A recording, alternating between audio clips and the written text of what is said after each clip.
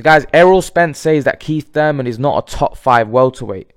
What do I make of this? Errol Spence saying that Keith Thurman is not a top 5 welterweight. So, in ranking them in no order, let's do Spence, Pacquiao, Crawford. They're three of the top 5.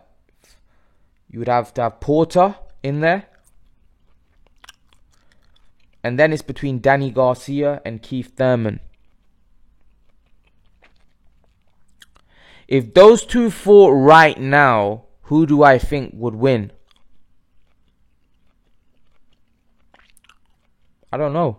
That'd be a good fight, because I don't think it's the Keith Thurman that we had before the injury. I think it's a different Keith Thurman. And we saw that in the Josecito Lopez fight, where he really struggled against a guy that you would say is Josecito. He'd be maybe fringe top 10. You know, he's not top 5 or he's not even top 7. I think there's a lot of guys that could beat Lopez. So I still think it doesn't matter whether you have Keith Thurman top 5, top 6, wherever you have Keith Thurman. I still think he could give the top guys a good fight, as he showed with Pacquiao. Because I would have Pacquiao top 3 for sure.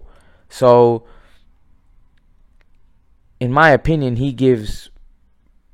we saw he gave Pacquiao a very tough fight. So he could give Spence and Crawford a very tough fight. So that doesn't mean that he can't beat some of the top guys. Is he top 5? I would go yes.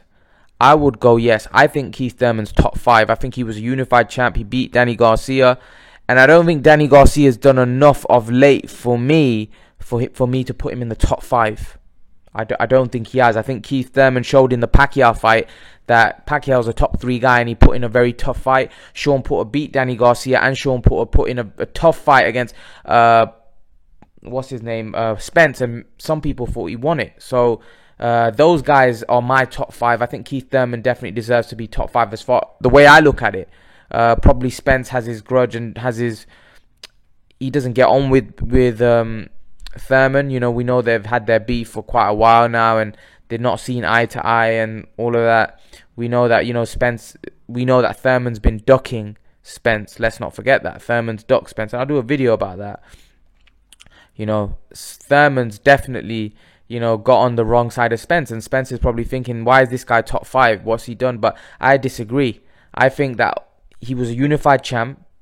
His achievements in the welterweight division are good. And also his loss to Pacquiao was a great performance. It was a good performance. He came back and he did well. And although it was a split decision, really Pacquiao won that fight. It should have been unanimous. It was close. It wasn't one-sided, or it was quite a close fight. So unanimously close, but a close where Pacquiao was the deserved winner. And it should have been unanimous. It shouldn't have been split. But nevertheless, that's Errol Spence's opinion, and as I said on my channel before, we've got to respect people's opinions. But I disagree. I respectfully disagree with that opinion. I think Keith Thurman is a top 5 welterweight as far as I'm concerned. I don't think there's anyone else that you could say is better than. Listen, there might be guys in the top 7 that could beat Thurman. Ugas is a top 5. Danny Garcia, as I mentioned. There's other guys that I think could give Keith Thurman in the welterweight division a good fight. But I think on performance and on achievements, you have to put him top 5. You cannot not put him top 5. That's the way I look at it. I think you have to put Keith Thurman top 5. That's just my opinion. I'm pretty sure there's going to be guys that disagree with it, that don't agree. But that's just my opinion. I think you have to put him top 5. But what do you guys think? Leave your thoughts. And guys, remember to please like, share, subscribe to my channel. I'll see you guys in the next video. Peace.